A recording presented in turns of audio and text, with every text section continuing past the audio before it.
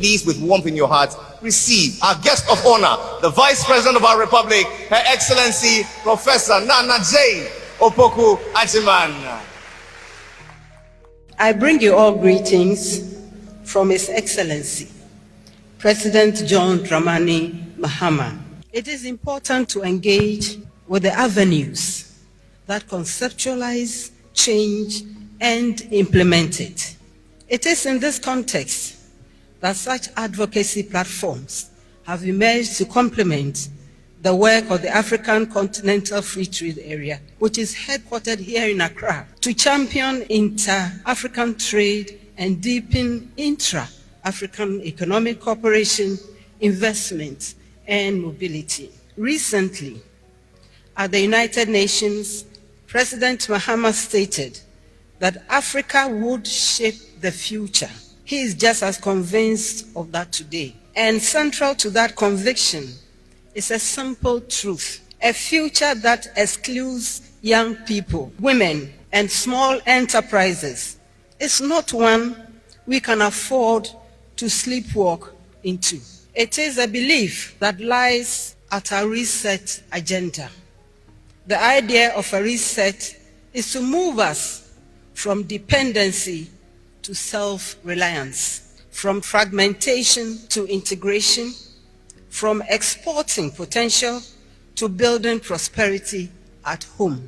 The vision of Africa as a single integrated economic space remains unfinished. Whether this reflects the constraints of imagination or the execution, we must remember what is at stake, and that is prosperity for Africa's people.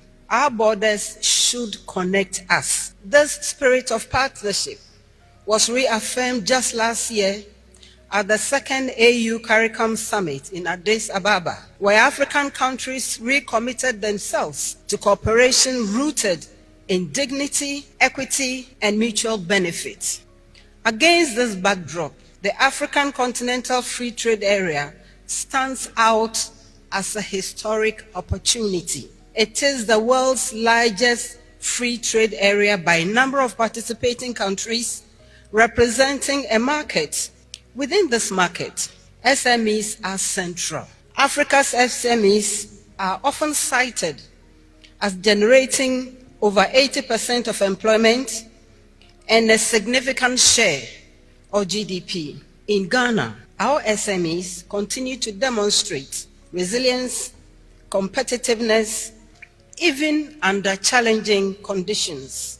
Women make up nearly half of Africa's workforce and are a major force in enterprise, especially in micro and small businesses. Our youth account for more than 60% of our population. Across the continent, our youth are driving technology and innovation from fintech to creative industries. However, ladies and gentlemen, this potential is not yet fully reflected in cross-border participation. This trajectory is neither inevitable nor acceptable, and that is why the theme for this dialogue is very relevant. We must continue to invest in infrastructure and connectivity while establishing the conditions for innovation and technology. We must continue to interrogate the borders. Africa must unite. This is not about erasing sovereignty. It is about organizing our sovereignty in service of shared prosperity and our markets.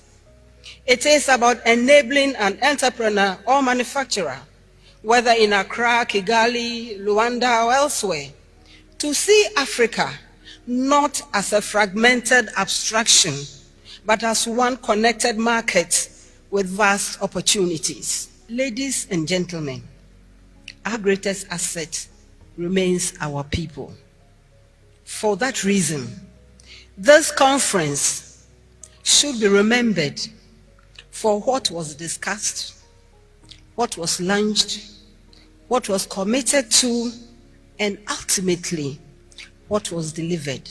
I thank you for your kind attention.